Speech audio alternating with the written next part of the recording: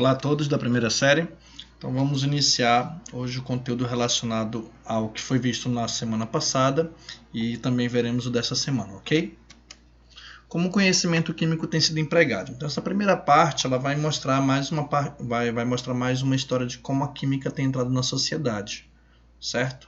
Então primeira informação. Química está ligado ao dia a dia de todos os seres humanos e isso independe de se viver no campo ou em uma grande cidade, de ter ou não boas condições econômicas. Então todas as pessoas estão frequentemente ligadas diretamente com a química. Ouvimos com frequência as frases do tipo: cuidado, não coma isso, tem química. Ou propagandas como nossos produtos são isentos de substâncias químicas. Aí vem a pergunta, mas será que realmente a química não está presente? Será que quando está presente nós não podemos nos alimentar? A química é uma ciência que se ocupa principalmente do estudo dos materiais e suas transformações. Por isso, graças ao seu desenvolvimento, tem sido possível obter um grande número de materiais. Então, na verdade, para a ciência, a química ela é apenas um ramo da ciência que vai fazer um estudo de determinadas partes da natureza. Então, as partes da natureza que vai ser estudado pela química vão ser a matéria, a energia e suas transformações. Ok?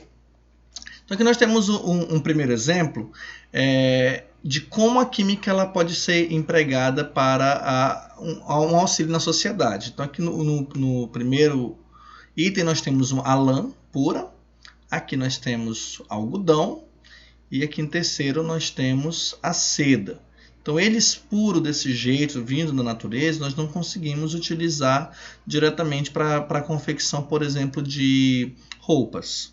Então, um processo químico tem que ser aplicado para a transformação e a utilização para a confecção de roupas.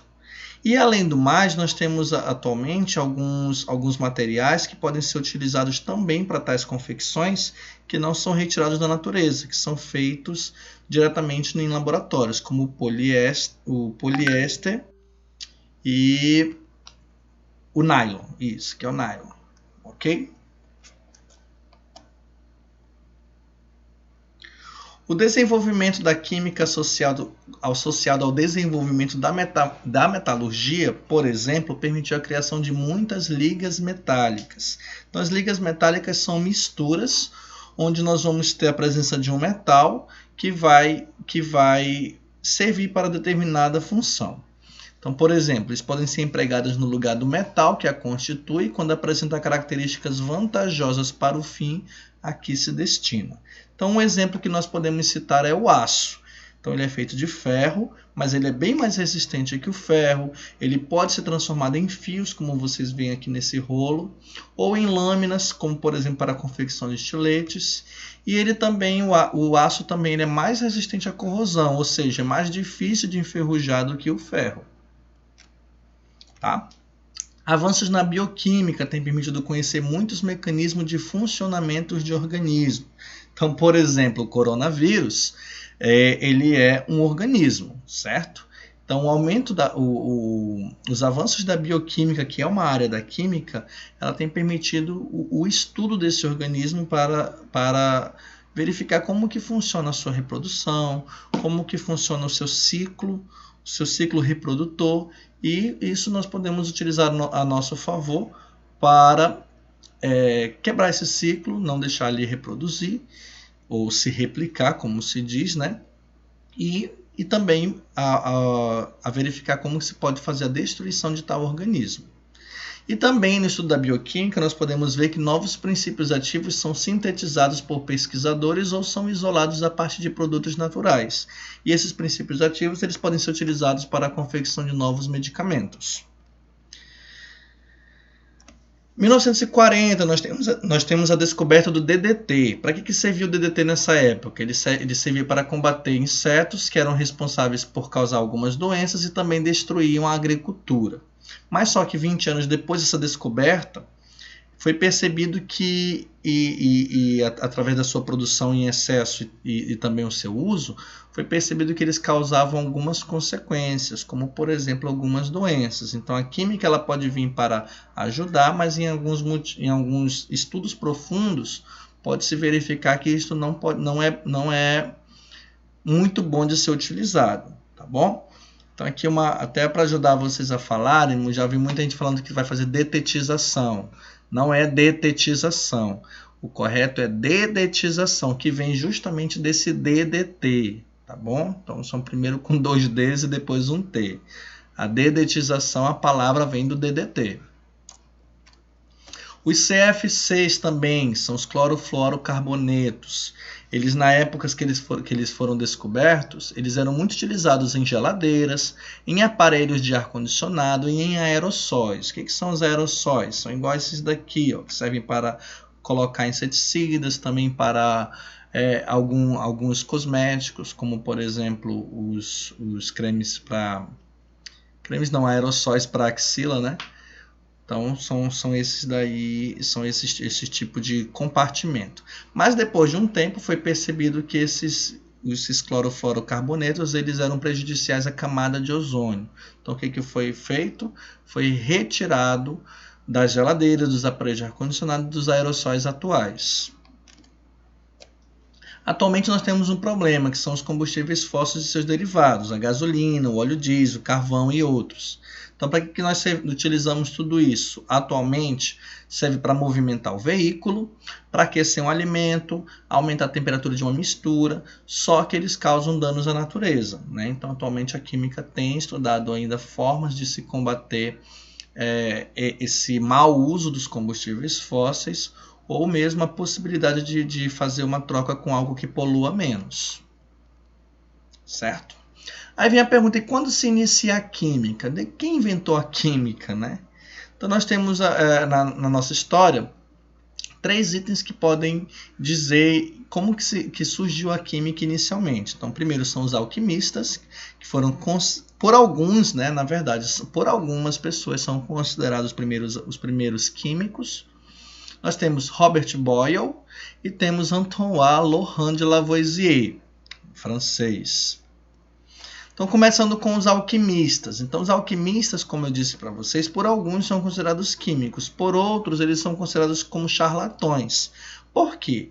Porque o trabalho dos alquimistas, na época, eles queriam achar a chamada pedra filosofal. Então, para quem não lembra, eu coloquei até aqui para vocês, ó, temos um livro bem famoso, né? Harry Potter, Pedra Filosofal, também foi colocado em livro, ou em filme, foi lançado em filmes também. O Harry Potter, a Pedra Filosofal. E o que era essa Pedra Filosofal? Quem chegou a assistir o filme via que ela tinha 2 possibilidades, né? O filme trabalhou mais com a imortalidade, mas também a Pedra Filosofal ela tinha uma outra função. Então a função da Pedra Filosofal para os alquimistas, que eles queriam achar, é que não era na verdade uma pedra. Era uma substância que, se tocasse em outro metal, transformava aquele metal em ouro. Como assim, professor? Vamos dizer que eu tenho um prego de ferro. Se eu tocar a pedra filosofal no prego de ferro, ele vai se transformar num prego de ouro maciço, tanto por dentro como por fora. Então eles tentaram de tudo quanto é jeito. Conseguiram? Não conseguiram, né? Senão nós teríamos essa invenção até hoje. Só que eles conseguiram achar outros materiais ao acaso. Faziam tantas misturas que acabaram descobrindo outras coisas. Tá bom? Depois vem Robert Boyle com um livro chamado O Químico Cético. Então ele fazia já experimentos planejados, aqui nós temos uma gravura dele, ele já tinha experimentos planejados, já é considerado cientista realmente, e ele auxiliou principalmente no estudo dos gases. Então quando nós estudarmos os gases, nós iremos falar bastante sobre Robert Boyle novamente. E também nós temos um dos considerados pais da química, que é Antoine Laurent de Lavoisier. Ele é francês, ele já começou o trabalho utilizando a balança, então hoje a balança é algo muito primordial no trabalho para um químico. Ele trabalhou com estudo de reações de combustão. Então o que é uma reação de combustão? Reação de queima, tá? E ele criou a lei da conservação das massas, que diz o seguinte, que na natureza nada se cria, nada se constrói, tudo se transforma. Tá? Então nós vamos também ter uma parte do estudo daqui na primeira série, que nós vamos falar bastante sobre os estudos de Lavoisier. Nós vamos retornar e verificar isso mais a fundo. Tá? Segundo item, que é a temática das aulas dessa semana, tá? Os químicos estudam as transformações dos materiais. Então, em primeiro lugar, na química, nós falamos bastante sobre sistema. Então, toda vez que eu falasse na sala de aula, ou numa aula online, ou vocês verem numa videoaula que está falando, naquele determinado sistema. O que é esse sistema? Então, o livro diz o seguinte, é o conjunto de materiais que são isolados de todos os outros com a finalidade de serem estudados. Como assim? Vamos pegar, por exemplo, uma garrafa térmica. Vamos dizer que dentro dessa garrafa térmica eu tenho um café. E eu quero estudar o café que está dentro da garrafa térmica. Então, a minha garrafa térmica ela é o sistema. Por exemplo, se eu estou segurando a garrafa, vai modificar o café que está dentro? Não. Se eu pego a mesma garrafa, está fechada, passo para um outro colega, vai modificar? Não. Não modifica. Se eu coloco em cima da mesa, no chão, não modifica, certo? Então, o que me interessa é da garrafa para dentro, a garrafa café. A garrafa é o meu sistema, tá? E se as características iniciais de um sistema são diferentes das finais, dizemos que ele sofreu uma transformação. Essa transformação ela pode ser basicamente de dois tipos, que nós vamos ver a partir de agora. São as transformações físicas e as transformações químicas, tá bom?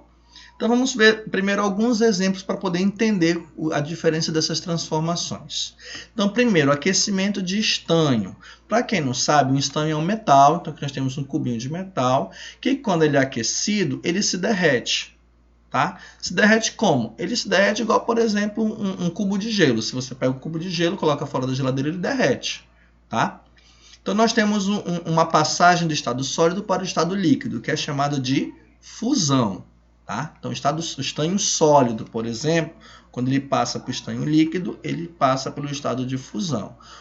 E essa setinha aqui normalmente indica uma reação, que pode ser uma reação física ou uma reação química, tá bom? Nesse caso aqui, nós temos sobre a setinha um triângulo. Na verdade, não é um triângulo, é um delta, tá? Lembrar daquele delta da matemática. Então, aqui nós temos o delta. Na química, todas as vezes que nós tivermos um delta em cima de uma seta, quer dizer que aquela reação está sendo aquecida. Então, para o estanho sólido virar estanho líquido, eu preciso que o estanho seja aquecido. Tá? Então, delta significa aquecimento quando estiver em cima desta seta. Já o esfriamento, quando eu pego esse estanho que já está líquido, deixo lá esfriando, o que vai acontecer? Ele vai voltar a ser sólido. Aí ele vai passar pelo estado chamado de solidificação. Então, solidificação é quando passa do estado líquido para o estado sólido. Então, líquido com resfriamento, virando sólido, solidificação. Ok? Mesma coisa acontece com a água, tá, galera? Já com o iodo, isso não vai acontecer. Então, para quem não conhece, os cristais de iodo, eles são basicamente assim, acinzentados. Quando você coloca no ambiente e aquece, como por exemplo uma capela, que é um ambiente do laboratório de química que serve para aquecer, ele não vai virar, vamos dizer assim, ele não vai sair do estado sólido para líquido igual o estanho, igual a água, né? O que vai acontecer? Ele vai começar a liberar um vapor roxo. Então, por aqui pela foto vocês conseguem ver, né? O vaporzinho roxo. Então, ele sai do estado sólido e vai para o estado gasoso. Olha aqui o delta de novo, ó, aquecimento. O iodo sai do sólido e vai para o gasoso. Ele passa por um estado chamado de sublimação. Tá? E quando esse iodo gasoso ele se resfria, aqui um resfriamento, iodo gasoso, no resfriamento ele vai voltar a ser sólido. Aí nós temos a sublimação inversa, que é quando sai do estado gasoso para o estado líquido. Já o açúcar, ele não vai ter isso. Então, se você aquece o açúcar demais, nós dizemos que ele vai queimar, né? Ele vai ficar com essa situação aqui, uma coloração preta, então vai mudar de cor, vai mudar o sabor, porque o açúcar é doce. Essa parte queimada, já extremamente queimada, não é mais doce. E também vai mudar a solubilidade. O que é isso, solubilidade, professor? Por exemplo, se você pega esse açúcar normal, coloca na água, ele vai se dissolver na água. Se você pega essa substância preta, queimada, coloca na água, não vai dissolver na água. Isso é a solubilidade, a possibilidade de se dissolver na água. Tá? Então aqui nós percebemos que houve uma transformação bem diferente, bem grande do açúcar para essa substância preta. Certo? Vou pegar outro exemplo, acrescentar sal à água. Então quando eu acrescento sal na água e misturo, eu tenho uma mistura homogênea, que é também chamada de solução. Certo? Então a água está junto com o sal misturado. E se eu quiser, eu posso separar por aquecimento. Então, se eu coloco numa panela, ligo, a água começa a evaporar, o sal não vai junto. O sal vai ficar no fundo da panela. A água toda evapora, o sal vai ficar na panela. E já se eu acrescento suco de limão com bicarbonato de sódio, não vai acontecer isso dos dois se misturar. Eles não vão se misturar, eles vão reagir. Vai haver uma reação. Por quê? Vai haver primeiro a formação de bolhas, essa efervescência. Tá? E no final nós vamos ter materiais com propriedades diferentes, que não vão parecer nem com suco de limão e também não vai parecer com bicarbonato de sódio. Tá bom? Então aqui nós temos dois tipos de transformações, como eu disse lá atrás, físicas e químicas. As físicas, não há formação de novos materiais. Então lembrando lá da água com sal. Eu continuei tendo água com sal. Já nas transformações químicas, também chamado de reações químicas, há a transformação de um ou mais materiais em outro ou então em outros. Tá? Aí nós temos as reações químicas formadas por duas substâncias, que são os reagentes, pode ser um ou mais, e temos os produtos, também que pode ser um ou mais. Então, sempre um reagente ou mais vai formar um produto ou mais. Tá bom? Depende da reação. E quais são as principais evidências que indicam se está acontecendo uma reação química ou não? Então aqui o livro de vocês ele vai listar 4 exemplos. Só existem esses 4? Não, existem outros. Tá? Então produção de gases. Então, por exemplo, limão com bicarbonato. Nós também temos como exemplo, a pastilha de vitamina C na água. Então, se você pega a pastilha de vitamina C ou Sonrisal também, coloca na água, produz os gases. Então, é uma reação química. Tá? Formação de precipitado. O que é uma formação de precipitado? O precipitado é alguma parte do sal que não se dissolve. Então, se, por exemplo, no livro didático de vocês tem um exemplo. Eu mandei o PDF também para vocês pelo grupo, certo? Temos 2 exemplos de 2 substâncias, 2 soluções que estão dissolvidas. Quando eu misturo as duas, aparece uma substância que não se dissolve na água, começa a ficar no fundo. Esse é o precipitado. Tá? Mudança de cor e também um aspecto. Um exemplo que o livro dá é a ferrugem. Né? Então, por exemplo, o prego de ferro, ele tem a coloração metálica. Né? Quando ele enferruja, ele vai produzir uma coloração mais alaranjada, mais amarronzada. E o aspecto também ele é mais seco, mais poroso, ele se desfaz facilmente, certo?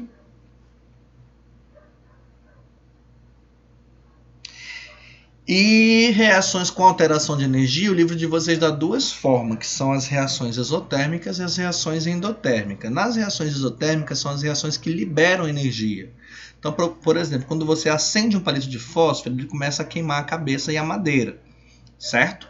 E esse fogo nada mais é do que uma liberação de energia. Se você tocar perto, você sente uma mudança na temperatura, porque aquele sistema está liberando energia, certo? Para absorver energia, algumas reações precisam fazer essa absorção para poder acontecer. Por exemplo, para o arroz cozinhar, se você deixar em cima da mesa, pode passar anos e anos, ele não vai cozinhar. Ele vai precisar que você coloque na água e essa água receba energia para passar energia para o arroz. Ou seja, ele vai cozinhar. O processo de cozimento dos alimentos, então, ele precisa absorver energia para poder sair do arroz cru para o arroz cozido. Isso daí é uma reação endotérmica. Ok? Então, por hoje é só. Bom estudo e até semana que vem.